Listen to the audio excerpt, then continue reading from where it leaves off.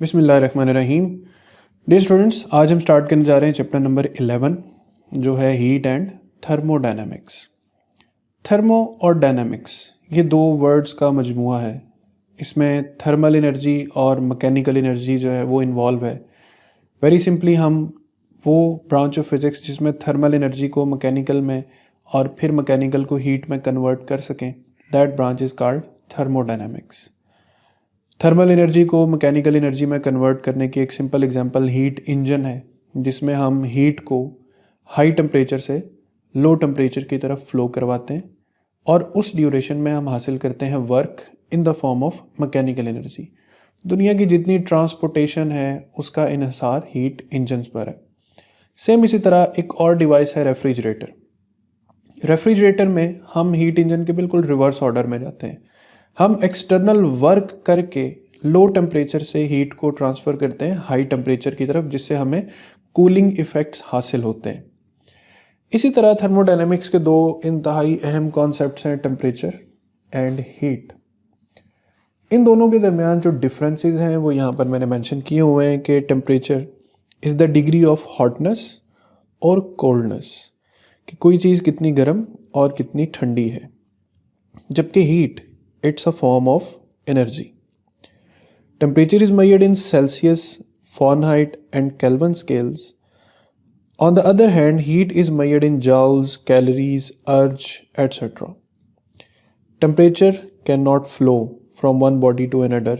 It's simply a degree कि ये आपको at the spot जो चीज़ का टेम्परेचर है वो क्या मिलेगा, जबकि heat can flow from high temperature to low temperature. Kinetic energy में कंपैरिजन करें तो temperature is the measurement of average translational kinetic energy of molecules and heat is the total kinetic energy of the molecules. फिर end पे एक important चीज़ है कि heat flows from high temperature to low temperatures. आगे heat के further क्या types हैं, किस किस तरह की हीट होती है, इसको हम आगे आने वाले टॉपिक्स में डिस्कस करेंगे। फिर इस चैप्टर में एक बहुत इंपॉर्टेंट लॉन्ग क्वेश्चन है प्रेशर ऑफ गैस, और वो इंतहाई लॉन्ग डेरिवेशन है उसकी। उस टॉपिक को समझने से पहले हमें काइनेटिक थ्योरी ऑफ गैसेस को अंडरस्टैंड करना है कि what is kinetic theory of gases. इस थ्योरी में हम सिंपली एक आइडियल गैस सपोज करते हैं कि एक गैस जिसे हम आइडियल कंसीडर करें उसे कैसा होना चाहिए। आइडियल गैस को हम सपोज करने के लिए कुछ पॉइंट्स हैं, इन पॉइंट्स को आपने जहन में रखना है कि सबसे पहले आइडियल गैस के जो मॉलिक्यूल्स हैं वो रिजिड बॉल्स की तरह होते हैं।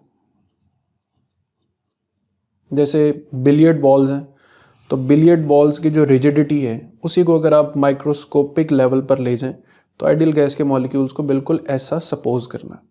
Number 2 point, finite volume. Finite volume means कि कोई भी एक स्टैंडर्ड वॉल्यूम जो लामुतनाही ना हो, जो इनफाइनाइट ना हो, जस्ट लाइक दैट, एक फाइनाइट वॉल्यूम है। इस फाइनाइट वॉल्यूम के अंदर large number of ideal gas molecules exist करने चाहिए। Number 3, no force of attraction और रिपल्शन।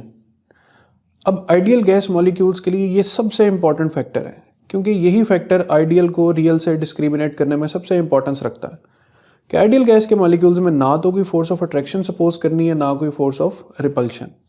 इट मीन्स के दो मॉलिक्यूल्स अगर एक दूसरे के इंतहाई करीब से भी गुजर जाएं तो ये एक दूसरे पर कोई नॉन कॉन्टैक्ट फोर्स जो है वो अप्लाई नहीं कर सकते। हाँ, ये एक दूसरे पे फोर्स एग्जर्ट कर सकते हैं अगर ये एक दूसरे से कोलाइड करें, और इनके दरमियान जो कोलिजन होती है वो याद रखना वो हेड ऑन कोलिजन होती। फिर उसके बाद इनकी कोलिजन्स के बारे में ये भी याद रखना है कि ये परफेक्टली इलास्टिक कोलिजन्स होती। They exert force only during collisions, ये पॉइंट मैंने भी आपको एक्सप्लेन किया। फिर एक और इम्पॉर्टेंट पॉइंट है कि चूंकि हम गैस सपोज कर रहे हैं तो गैस के मॉलिक्यूल्स में एक खातिर खा डिफरेंस होना चाहिए, डिस्टेंस होना चाहिए। तो ये याद रखना है आपने कि आइडियल गैस के दो मॉलिक्यूल्स हैं, ये उनका साइज़ है एक्चुअल, जैसे मैं यहाँ पे ड्रॉ कर रहा हूँ, तो इनका जो साइज़ है वो इनके दरमियान जो सेपरेशन है, let's say S is the size and D is the separation, तो D separation should always be greater than the S size of the molecule so that it may remain in its state of a gas। और एक और चीज़ कि ये molecule सिर्फ और सिर्फ translational पे कंफ्यूज नहीं होना, सिंपल स्ट्रेट लाइन में जो मोशन होता है जैसे लीनियर मोशन है, ये ट्रांसलेशनल मोशन परफॉर्म करते हैं। इनमें कोई वाइब्रेशन नहीं है, इनमें किसी किस्म की रोटेशन प्रोड्यूस नहीं होती। तो यहाँ तक है introduction of thermodynamics and kinetic theory of gases. इसके बाद अब हम आते हैं प्रेशर ऑफ गैस की तरफ। इस टॉपिक को डिराइव करने के लिए आपको क्या एसेंशियल चीज़ें समझनी है, अंडरस्टैंड करनी है। तो pressure of gas is merely the momentum transferred per second per unit area due to continuous collisions of molecules of gas. Actual में प्रेशर ऑफ गैस है कि मोमेंटम का ट्रांसफ़र होना किसी एरिया को एक सेकेंड के अंदर। हमें प्रूव ये करना है, ये जो स्टेटमेंट मैंने लिखी है ये आपको बुक में प्रेशर ऑफ गैस के बिल्कुल स्टार्ट में मिल जाएगी। हमें प्रूव ये करना है कि pressure of gas is equal to 2/3 N naught. Here N naught is number of molecules per unit volume into kinetic energy. अब इसे सिर्फ काइनेटिक एनर्जी नहीं पढ़ना, ये जो पैरेंथेसिस हैं ये एवरेज के लिए रिप्रेजेंट की गई हैं यहाँ पर। तो pressure of gas is 2/3 N naught into average kinetic energy of molecules. अब ये समरी पॉइंट्स हैं, डेरिवेशंस जितनी भी डिटेल्ड हों हमेशा उनके समरी पॉइंट्स मुख्तसर से होते हैं, और ये समरी पॉइंट्स बज़ाहिर तो बहुत मुख्तसर हैं लेकिन उनमें कुछ टेक्निकल चीज़ें हैं जो साथ साथ मैं आपको समझाता जाऊँगा। नंबर 1 कि हमें प्रेशर तक पहुँचना कैसे। हम सबसे पहले किसी एक सिंगल मॉलिक्यूल का चेंज ऑफ मोमेंटम फाइंड करेंगे, फिर हम टाइम ड्यूरेशन फाइंड करेंगे या टाइम ऑफ कोलिजन फाइंड करेंगे। जब हमें मोमेंटम और टाइम मिल जाएगा तो मोमेंटम बाय टाइम होता है force, and if we get the force then force per unit area is equal to pressure. तो ये 4 पॉइंट्स हमने लेकर चलने हैं और इनको मैं कैसे आगे डिराइव करूँगा आपने गौर से देखना और समझना है। अब कुछ टेक्निकल चीज़ें ये कि डेंसिटी मास ओवर वॉल्यूम होती, हम जिस तरह इसे डिराइव करेंगे इस रिलेशन को, उसमें एक मॉलिक्यूल का मास स्मॉल m है और मॉलिक्यूल्स की जो टोटल तादाद है वो n है। तो एक मॉलिक्यूल का मास ज़रब तमाम नंबर ऑफ़ मॉलिक्यूल्स, ये हो गया टोटल मास, और वॉल्यूम v हो जाएगा। फिर इसी तरह वॉल्यूम L³ होता है, 3 डायमेंशंस होती हैं, एरिया 2 डायमेंशंस होती हैं, ये भी आपने कॉन्सेप्ट याद रखना है। दूसरा टेक्निकल पॉइंट जो बड़ा ही अहम पॉइंट है वो है mean of velocity. Let's say आपके पास 3 मॉलिक्यूल्स हैं, अब 3 मॉलिक्यूल रैंडमली मूव कर रहे हैं तो उनकी जो एवरेज वेलोसिटीज़ हैं या मीन वेलोसिटीज़ हैं, उसके लिए सिंपल आप v1 plus v2 plus v3 तीनों की वेलोसिटीज़ को ऐड करेंगे और 3 पे डिवाइड कर देंगे। ये है सिंपली मीन वेलोसिटी। एक इंपॉर्टेंट कॉन्सेप्ट जो इस टॉपिक में यूज़ है वो है मीन ऑफ स्क्वेयर्ड वेलोसिटीज़, कि इन तीनों वेलोसिटी का आपने पहले लेना है स्क्वायर और फिर इन्हें नंबर ऑफ मॉलिक्यूल्स पे डिवाइड करना है। तो ये जो पैरेंथेसिस में लिखी हुई चीज़ है इसे हम पढ़ेंगे मीन ऑफ स्क्वेयर्ड वेलोसिटीज़। अब ये तो थी बात 3 मॉलिक्यूल्स की, हम कितने मॉलिक्यूल्स लेकर चल रहे हैं, n मॉलिक्यूल्स। तो हम जिस तरह भी इसको फाइंड करेंगे फिर वो ये कि 1 से लेकर n तक हम सारे मॉलिक्यूल्स के वेलोसिटीज़ को स्केयर करेंगे और टोटल नंबर ऑफ मॉलिक्यूल्स पे डिवाइड कर देंगे। सो अगेन ये 4 समरी पॉइंट्स के चेंज ऑफ मोमेंटम, टाइम, फिर momentum by time equals to force and force per unit area is equal to pressure. अब देखते हैं कि हमें ये टॉपिक आगे इन 4 पॉइंट्स के साथ कैसे लेकर चलना। तो प्रेशर ऑफ गैस की डेरिवेशन में लेट्स से हमारे पास एक क्यूबिकल जो है वो कंटेनर है जिसमें n नंबर ऑफ मॉलिक्यूल्स जो हैं वो एग्जिस्ट करते हैं। तो नंबर ऑफ मॉलिक्यूल्स n है, आइडियल गैस मॉलिक्यूल्स हैं, रैंडम मोशन में है मगर ट्रांसलेशनल मोशन में। इसमें इनके फेसेस देख लें कि ये जो साइड इस साइड ये वाली है, ये जहाँ पर मैंने ये टिक किया है ABCD, ये फेस इंपॉर्टेंट है। इसका ऑपोजिट फेस है EFGH, ये याद रखना, और फिर X, Y और Z ये 3 डायमेंशंस में एग्जिस्ट कर। फिर n मॉलिक्यूल्स हैं, हर मॉलिक्यूल का मास m है, तो डेंसिटी में अगेन वही रिपीट कर रहा हूँ mn/v, जिसे हम mn/L³ भी लिख सकते हैं। अब अपनी सिंप्लिसिटी के लिए हम इन तमाम रैंडम मोशंस में से किसी एक मॉलिक्यूल को सिलेक्ट करते हैं। लेट्स से उस मॉलिक्यूल का मास है m1, ये सिंपल m है, और इसकी वेलोसिटी है v1x, कि ये एक मॉलिक्यूल है जो x एक्सिस के अलॉन्ग मूव करता है। अब हमें सिचुएशन ये क्रिएट करनी है कि ये मॉलिक्यूल डिस्टेंस L कवर करके जाएगा और इस वॉल फेस से टकराएगा, टकरा के वापस वो इसी पॉइंट तक आएगा। हम सबसे पहले इस मोशन को सिंप्लीफाई करेंगे। तो लेट्स से नंबर 1 पे हमारे पास इस मॉलिक्यूल का जो इनिशियल मोमेंटम है, मैं यहाँ पर शॉर्ट सबस्क्रिप्ट यूज़ कर रहा हूँ कि पी आई इनिशियल मोमेंटम, वो है mv1x। अब इसके बाद ये मॉलिक्यूल जाके इस फेस से टकराएगा और टकरा के वापस आएगा, तो वेलोसिटी अपनी डायरेक्शन चेंज करेगी। तो इसका जो फाइनल मोमेंटम होगा वो होगा -mv1x। अच्छा, अब यहाँ से हमें दोनों मोमेंटम्स मिल गए हैं, तो हम डेल्टा पी यानी चेंज ऑफ मोमेंटम फाइंड कर लेते हैं। वो होगा final momentum minus initial momentum.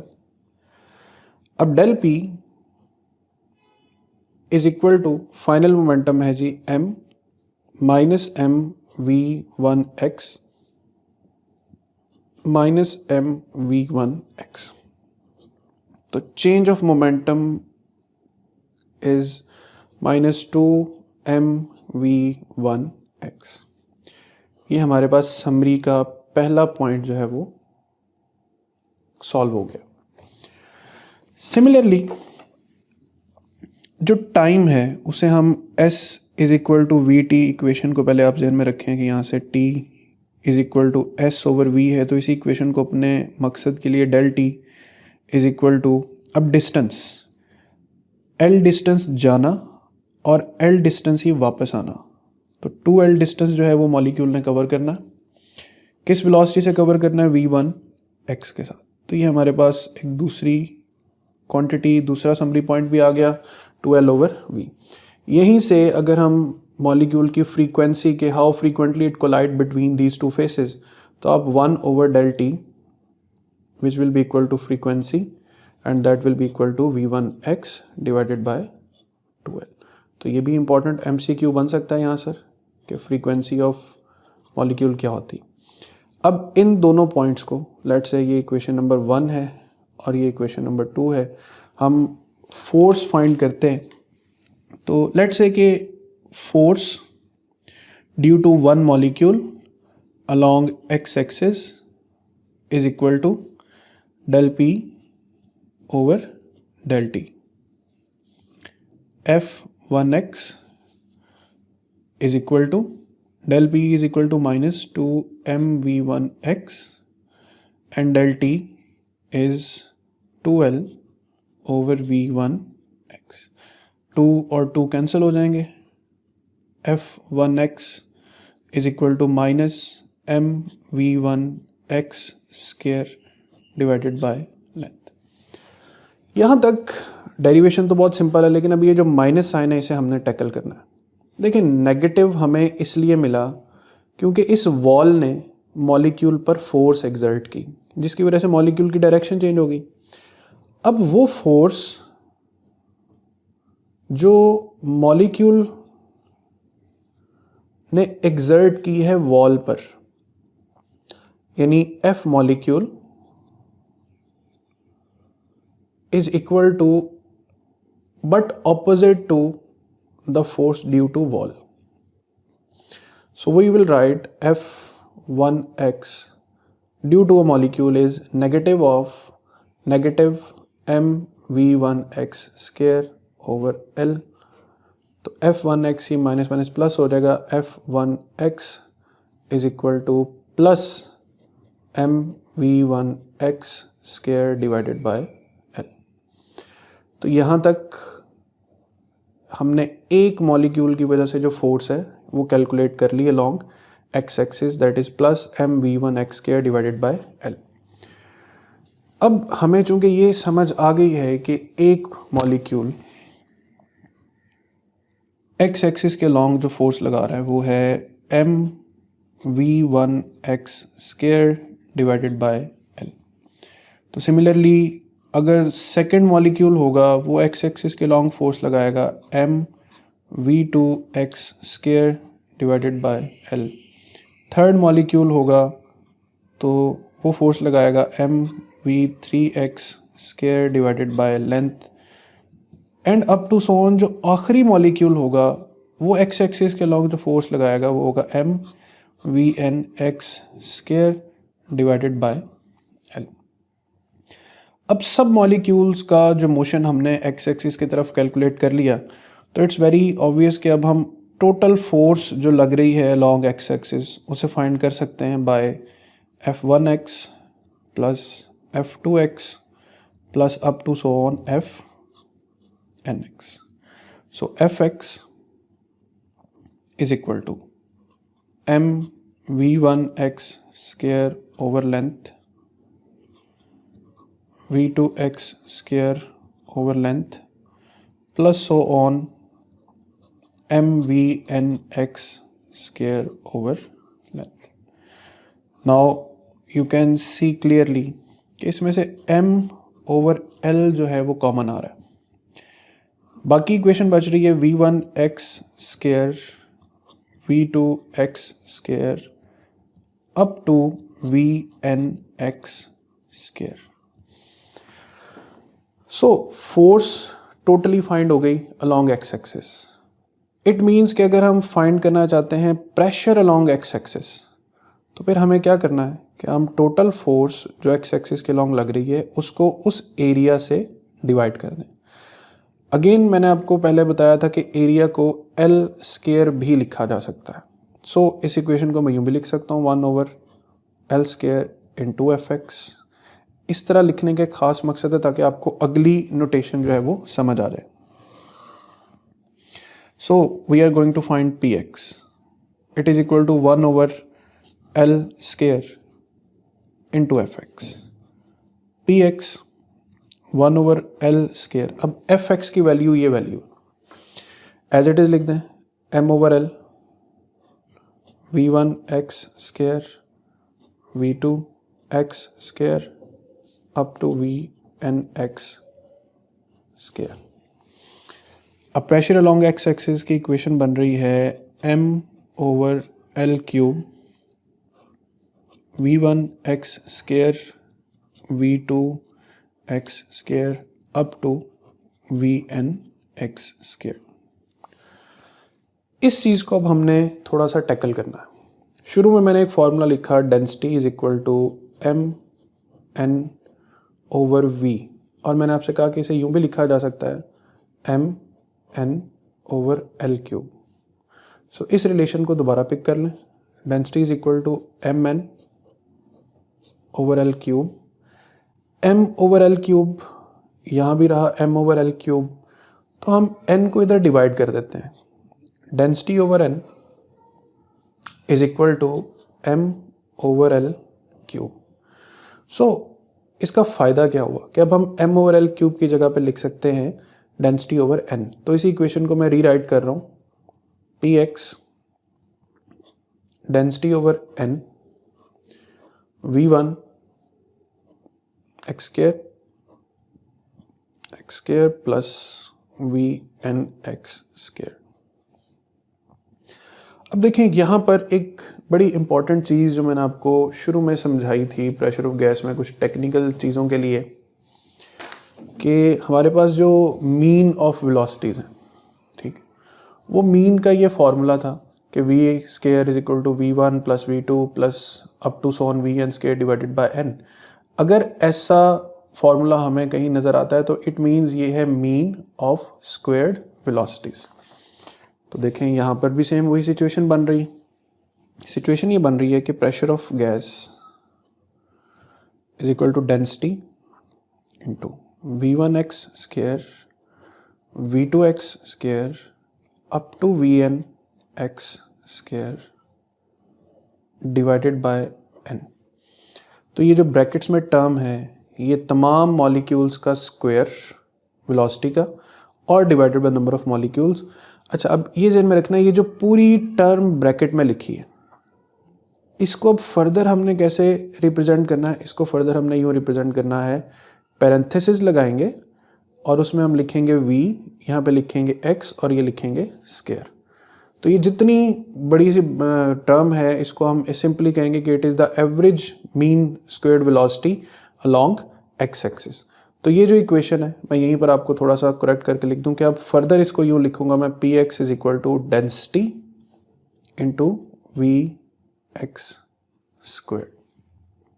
तो इस इक्वेशन को आप सब लोगों ने गौर से देखा कि इसको अब हमने कैसे लिखा है। सिमिलरली इसी चीज़ को आगे बढ़ाते हैं कि प्रेशर अलोंग एक्स एक्सिस, ये हमारे पास आ रहा है density into v x square. अब प्रेशर जो है वो y और z एक्सिस पर सिमिलरली इसी शेप में आएगा, p y is equal to density into v y squared, p z is equal to density into v z square. ये तीन इक्वेशंस बन गई। इसमें से ये जो इक्वेशन है इसको आप लेट्स से इक्वेशन नंबर 3 का नाम दे देते हैं। अब हमें ये पता है कि गैस मॉलिक्यूल्स का जो मोशन है वो रैंडम है। अब रैंडम मोशन है तो तमाम तर जो वेलोसिटीज़ हैं उनका जो स्क्वायर्ड है वो आपस में इक्वल होंगे। So we can say that v x square is equal to v y square equals to v z square. तीनों आइडेंटिकल वेलोसिटीज़ हैं। और फिर अब हम अप्लाई करेंगे vector addition.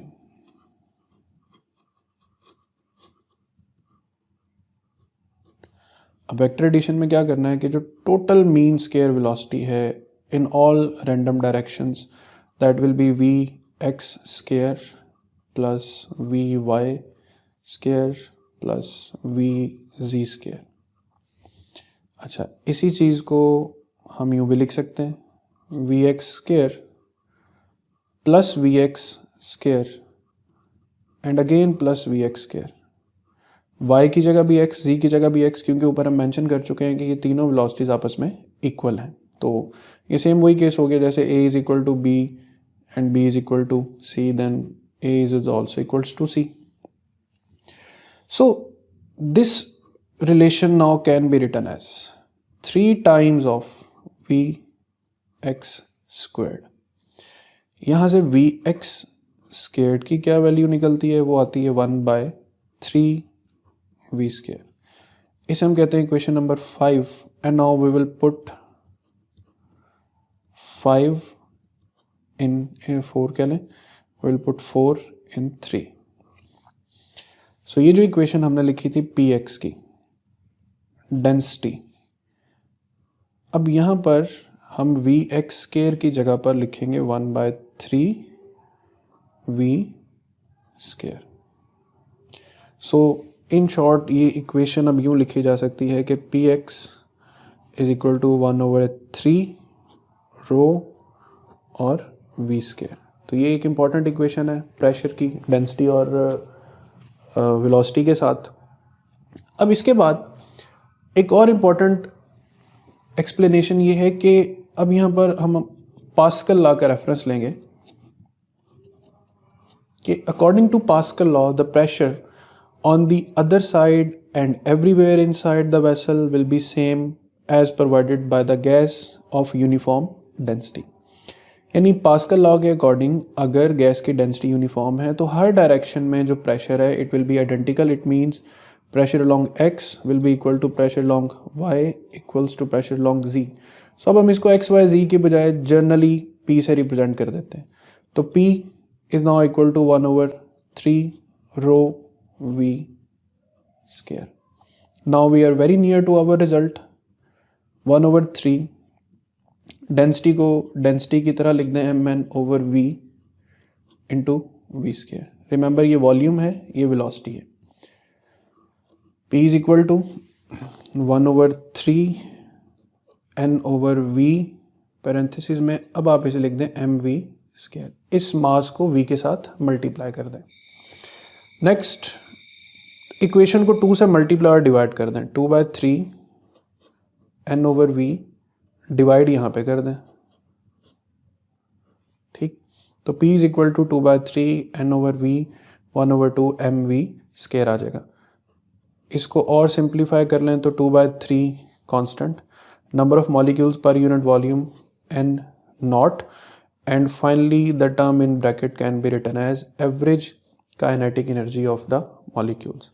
So here we got the result कि pressure of a gas is directly proportional to the average kinetic energy of molecules. तो यहाँ तक आपने डेरिवेशन को देखा, इसको बार बार सुने गौर से. इसके बाद अब हमारे पास कुछ इंटरप्रिटेशंस हैं इसी टॉपिक को लेके फर्दर, कि टॉपिक का नाम है interpretation of temperature.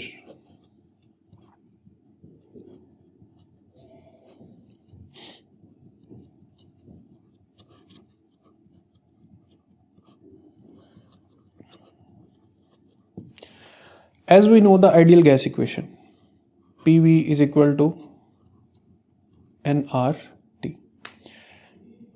PV is equal to N over NA RT. यानी स्मॉल n जो है वो N over NA के इक्वल है. PV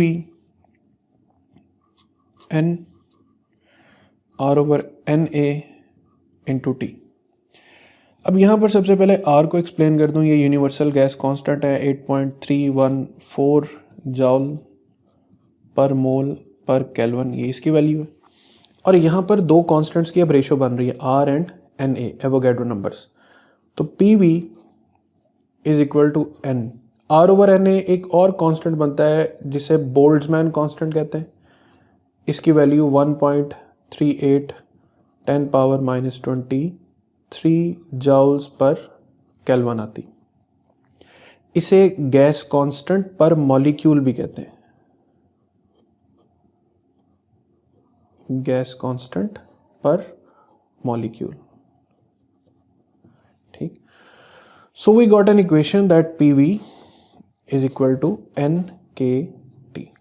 सिमिलरली थोड़ी देर पहले हमने प्रेशर ऑफ गैस डिराइव किया 2/3 N over V into average kinetic energy. यहाँ से V इधर मल्टीप्लाई कर दें, PV is equal to 2/3 N into average kinetic energy. So देखें PV is equal to NKT and PV is equal to this term. इन दोनों terms को equate कर दें. NKT is equal to 2/3 N into kinetic energy. N से N cancel हो जाएगा. अब यहाँ पे टेम्परेचर आपने रहने देना, के उस तरफ डिवाइड कर दें ताकि ये टर्म कॉन्स्टेंट्स में चली जाए. 2/3 के कॉन्स्टेंट हो जाएगा और यहाँ पे आ जाएगा एवरेज काइनेटिक एनर्जी. अब ये चीज़ कांस्टेंट है तो temperature is directly proportional to average kinetic energy of molecules. यही चीज़ मैंने आपको टेम्परेचर में बताई थी कि हम साबित करेंगे जो टेम्परेचर होता है वो किसी भी गैस की एवरेज काइनेटिक एनर्जी के प्रोपोर्शनल होता है या उसकी मेजरमेंट होती. So here temperature is directly proportional to kinetic energy, as we seen that pressure is also proportional to kinetic energy. So we can also state that pressure is also proportional to the absolute temperature. Remember ये absolute temperature है, वो temperature जो Kelvin's में major होता है. तो यहाँ तक ये इंटरप्रिटेशन भी आ गई. इसके बाद हम बॉयल्स लॉ और चार्ल्स लॉ को भी इसी तरह डिस्क्राइब कर सकते हैं. फॉर एग्जांपल बॉयल्स लॉ है, तो एज इट्स क्लियर कि बॉयल्स लॉ में कांस्टेंट क्या रखते हैं, टेम्परेचर. तो देखिए टेम्परेचर कांस्टेंट है तो काइनेटिक एनर्जी भी कांस्टेंट होगी. तो अब हम इक्वेशन लिखते हैं प्रेशर की 2/3 N over V into average kinetic energy. So just be clear, 2/3 भी कांस्टेंट है, N भी कांस्टेंट है, एवरेज काइनेटिक एनर्जी को भी हमने कांस्टेंट कंसीडर कर लिया क्योंकि टेम्परेचर कांस्टेंट है. तो ये जो सारा रिलेशन है, अब V इसमें वेरिएबल है. ठीक है, तो 2/3 N into average kinetic energy, ये सारी चीज़ें कांस्टेंट है. तो pressure is inversely proportional to volume, यानी product of PV remains constant if temperature is kept constant, that is Boyle's law. Similarly जो चार्ल्स लॉ है उसमें हम ये साबित करेंगे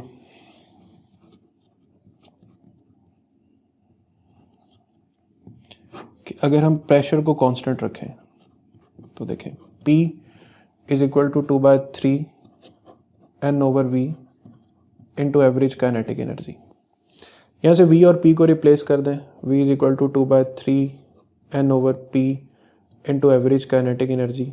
कि if pressure is kept constant, तो ये सारा फैक्टर हम कांस्टेंट कंसिडर कर लें, तो volume of a gas is directly proportional to average K E.